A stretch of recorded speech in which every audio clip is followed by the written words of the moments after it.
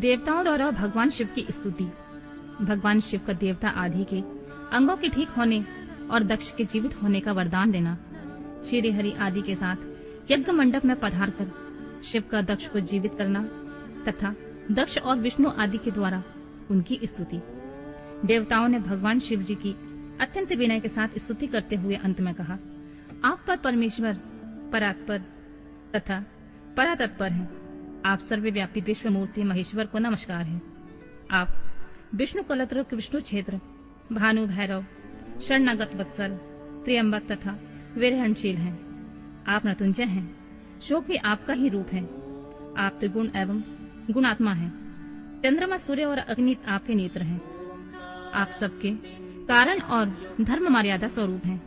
आपको नमस्कार है। आपने अपने ही तेजस्व से संपूर्ण जगत को व्याप्त कर रखा है। आप निर्विकार प्रकाशपूर्ण चिदानंद स्वरूप पर ब्रह्मा परमात्मा है महेश्वर। ब्रह्मा विष्णु इंद्र और चंद्र आदि समस्त देवता तथा मुनि आपसे ही उत्पन्न हुए हैं।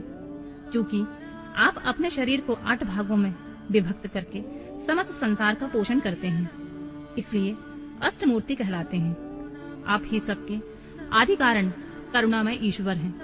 आपके भय से यह वायु चलती है। आपके भय से अग्नि जलाने का काम करती है। आपके भय से सूर्य तपता है और आपके ही भय से मृत्यु सब ओर दौड़ती फिरती है।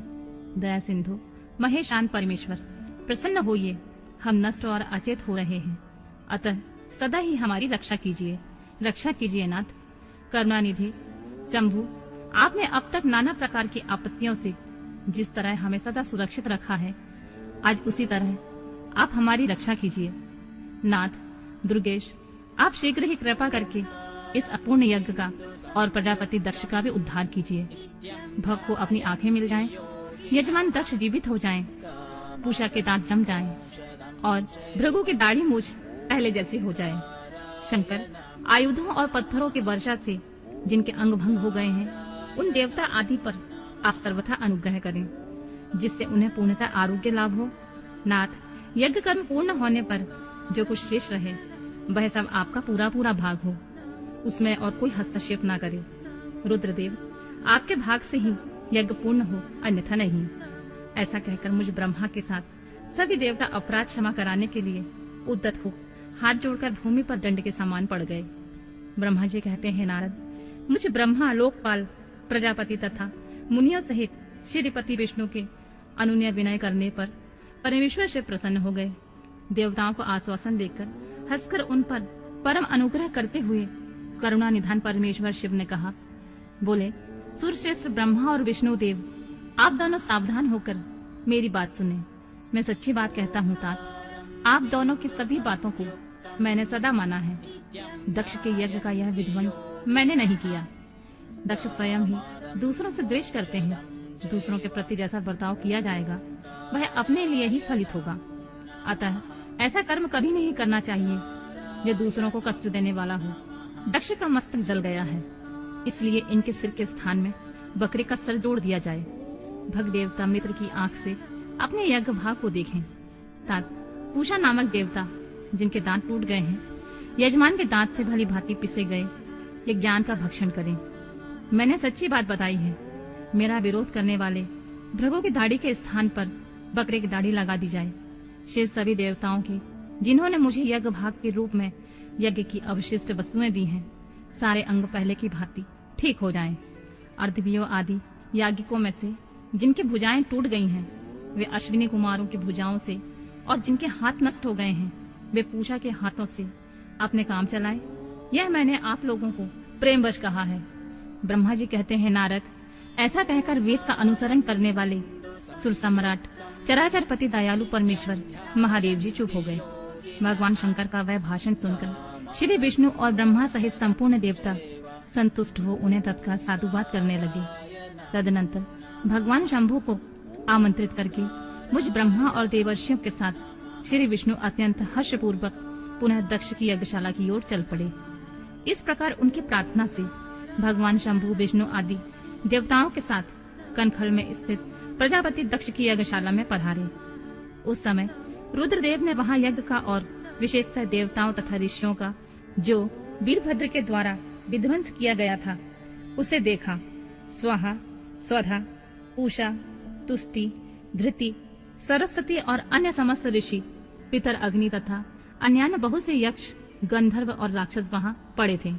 उनमें से कुछ लोगों के अंग तोड़ डाले गए थे, कुछ लोग के बाल नोच लिए गए थे और कितने ही उस सम्रांगण में अपने प्राणों से हाथ धो बैठे थे। उस यज्ञ की वैसी दुर्वस्था देखकर भगवान शंकर ने अपने गणनायक महापराक्रमी वीरभद्र को बुलाकर हंसते हुए कहा, महाबाहु वीरभद्र, तुमने यह कैसा काम किया? तात, तुमने थोड़ी ही देर में देवता तथा ऋषि आदि को बड़ा भारी दंड दे दिया। वत्स, जिसने ऐसा द्रोहपूर्ण कार्य किया है, उस विलक्षण यज्ञ का आयोजन किया है और जिसे ऐसा फल मिला है, उस दक्ष को तुम शीघ्र यहाँ ले आओ। भगवान शंकर के ऐसा कहने पर वीरभद्र ने बड़े उतावली के साथ दक्ष का धड़ लाकर उनके सामने डाल दिया।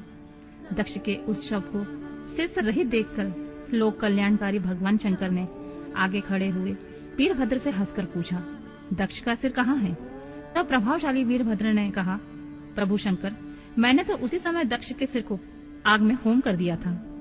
वीरभद्र की यह बात सुनकर भगवान शंकर ने देवताओं को प्रसन्नता पूर्वक वैसी ही आज्ञा दी जो पहले दे रखी थी। भगवान भव ने उस समय जो कुछ कहा उसकी मेरे द्वारा पूर्ति कराकर श्री हरि आदि सब देवताओं ने भृगु आदि सबको शीघ्र ही ठीक कर दिया। तदनंतर शंभु के आदेश से प्रजापति के धड़ के साथ यज्ञ पशु बकरे का सिर जोड़ दिया गया। उस सिर के जोड़े जाते ही शंभु की सुदृष्टि पड़ने से प्रजापति के शरीर में प्राण आ गए और वे तत्काल सोकर जगे हुए पुरुष की भांति उठकर खड़े हो गए। उठते ही उन्होंने अपने सामने करुणानिधि भगवान शंकर को देखा। देखते ही दक्ष के हृदय में प्रेम उमड़ आया। उस प्रेम ने उनके अंतःकरण को निर्मल और प्रसन्न कर दिया। पहले महादेव जी से द्वेष करने के कारण उनका अंतःकरण मलिन हो गया था, परंतु उस समय शिव के दर्शन से वे तत्काल शरद ऋतु के चंद्रमा की भांति निर्मल हो गए। उनके मन में भगवान शिव की स्तुति करने का विचार उत्पन्न हुआ, परंतु वे अनुरागाधिक्य के कारण अपनी तथा मरी हुई पुत्री का स्मरण करके व्याकुल हो जाने के कारण तत्काल उनका स्तवन न कर सके। थोड़ी देर बाद मन स्थिर होने पर दक्ष ने लज्जित होकर लोक शंकर शिव शंकर को प्रणाम किया और उनकी स्तुति आरंभ की।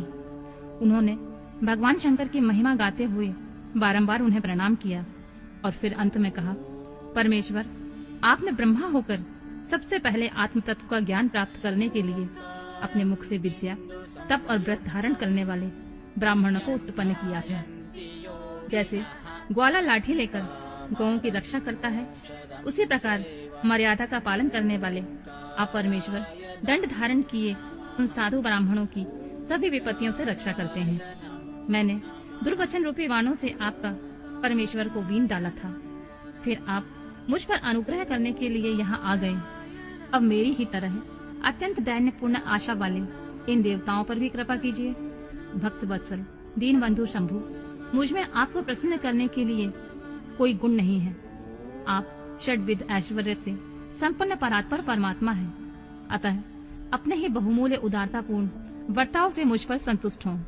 ब्रह्मा जी कहते हैं, नारद, इस प्रकार लोक कल्याणकारी महाप्रभु महेश्वर शंकर की स्तुति करके विनीचित प्रजापति दक्ष चुप हो गए।